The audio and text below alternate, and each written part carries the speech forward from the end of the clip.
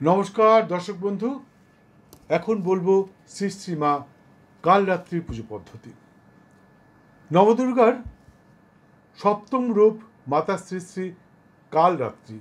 এখানে মা পূর্ণ কৃষ্ণ বর্ণা, ব্যাঘ্র চর্ম পরিহিতা, ভয়ঙ্কর রূপিণী, রুক্ষ কেশী, কণ্ঠে বিদ্যুৎ রশ্মির ন্যায় উজ্জ্বল মাল্য, শ্বাস প্রশ্বাসে ভয়ঙ্কর অগ্নি নির্গতা, গর্ধবর্ণা, চতুর্ভুজা, মায়ের ডান হস্তদ্বয়ে অভয় ও বরমুদ্রা উদারতা এবং বাম হস্তদ্বয়ে খড়গ ও লৌহকণ্ঠক ধারিণী ভয়ঙ্কর রূপিণী মা কালরাত্রি। ছবিতে নিশ্চয়ই আপনি দেখতে পাচ্ছেন ভয়ঙ্কর রূপিণী মা কালরাত্রি।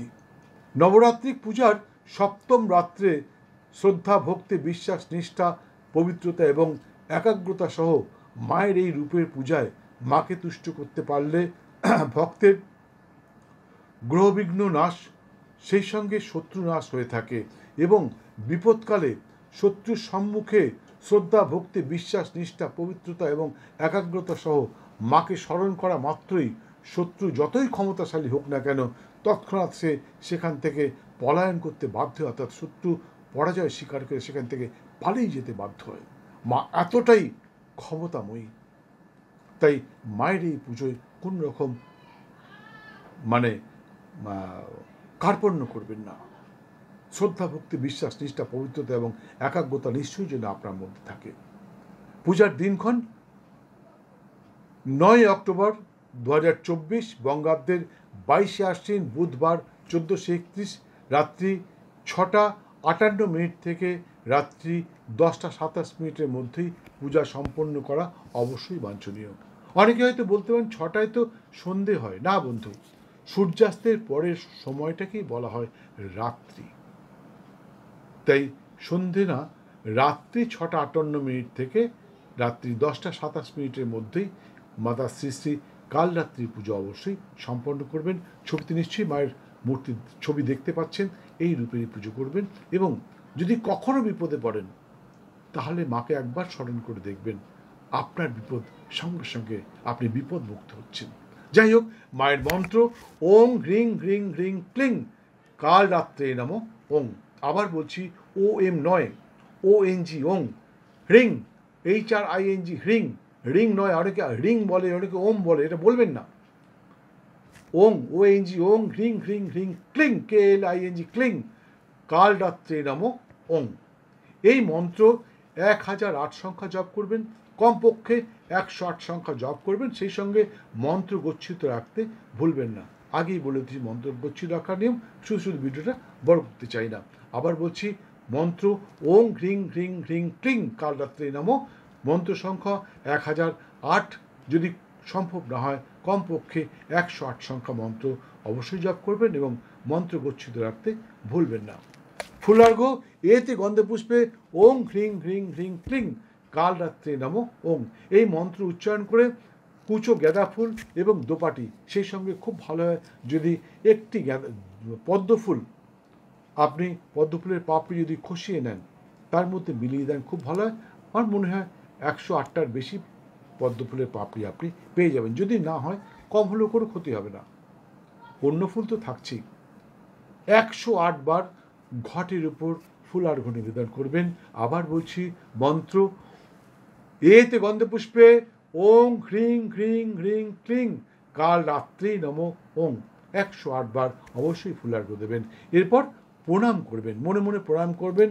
ওং একো বেনি ধরাং নগ্নাং দেবীং কণ্টক ভূষণাম সর্ব অশুভ শক্তি বিনাশার্থং কালরাত্রিং নমঃ সহম। মন্ত্রটি ভেঙে ভেঙে বললাম যাতে আপনাদের উচ্চারণ করতে সুবিধা হয়। আবার বলছি, ওং একো বেনি ধরাং নগ্নাং দেবীং কণ্টক ভূষণম সর্ব অশুভ শক্তি বিনাশার্থং কালরাত্রেই নমঃ সহম। আবার বলছি, ওং একো বেনি ধরাং নগ্নাং দেবীং কণ্টক ভূষণম সর্ব অশুভ শক্তি বিনাশার্থং কালরাত্রিং নমঃ সমহম। এই মন্ত্র উচ্চারণকে মাকে প্রণাম করবেন, মানে মনে মনে উচ্চারণ করবেন, শব্দ করে নয়। আবার বলছি, কোনো শব্দ করবেন না মায়ের পুজোয়, কোনো শব্দ করবেন না। আরেকটা কথা, কোনোভাবেই যেন মায়ের পুজোয় তুলসী পাতা না থাকে। বেলপাতা থাক, কোনো ব্যাপার নেই, বেলপাতা আপনি দিতেই পারেন, শিবের পুজো করতেই পারেন, দুববার দিতেই পারেন, কিন্তু তুলসী যেন না থাকে। যাই হোক, এরপর কোনো কুমারী কন্যা, অর্থাৎ 1 থেকে 11 বছর বয়সের মধ্যে কোনো কুমারী কন্যা যদি আপনার সামনে থাকেন, তাহলে তার ডান হাতটা আপনার মাথা স্পর্শ করিয়ে আপনি আপনার মনস্কামনা তাকে জানাতে পারবেন। মনে করবেন যে কালরাত্রি, মা কালরাত্রি আপনার সামনে দাঁড়িয়ে আছে এবং আপনি মা কালরাত্রিকেই আপনার মনস্কামনা জানাচ্ছেন।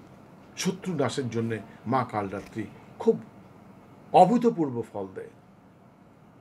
এটা মানে কি বলবো, আমি বহুবার ফল পেয়েছি।